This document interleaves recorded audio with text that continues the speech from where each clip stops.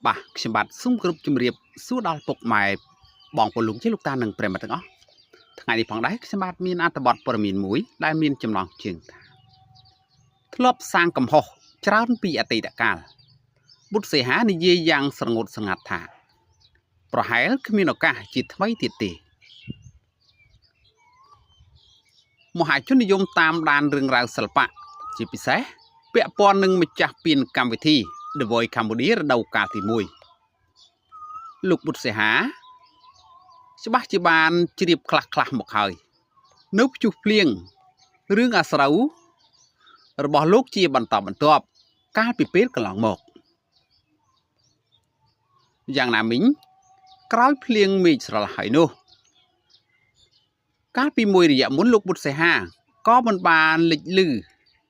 នៅព័ត៌មានមិនល្អណាមួយទៀតដែរព្រមទាំងបានចាប់ផ្ដើមលើវិថីសិល្បៈវិញដោយបានចេញបទចម្រៀងផ្ទាល់ខ្លួន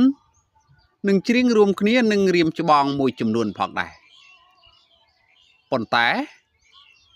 ក្រោយការវិលត្រឡប់មិនបានប៉ុន្មានលោកបុត្រសីហាបានសម្រេចចិត្តជាថ្មីគណៈលោក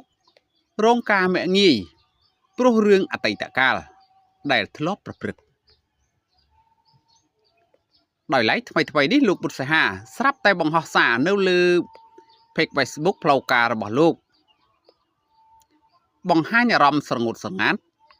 ខណៈនៃនោះចង់បង្ហាញពីឱកាសវិលត្រឡប់របស់លោកជាថ្មីលើវិថីសិល្បៈថាហេតុអីពេលសើចមានតិចជាងពេលកើតទុកទៅវិញឱកាសចុងក្រោយបងអស់ចំពោះខ្ញុំប្រហែលគ្មានទេបាទហើយអត្ថបទព័ត៌មាននៃខ្ញុំបាទបានជម្រាបជូនខាងលើនេះក៏មានតែប៉ុណ្ណឹងសូមអរគុណសូមជម្រាបលា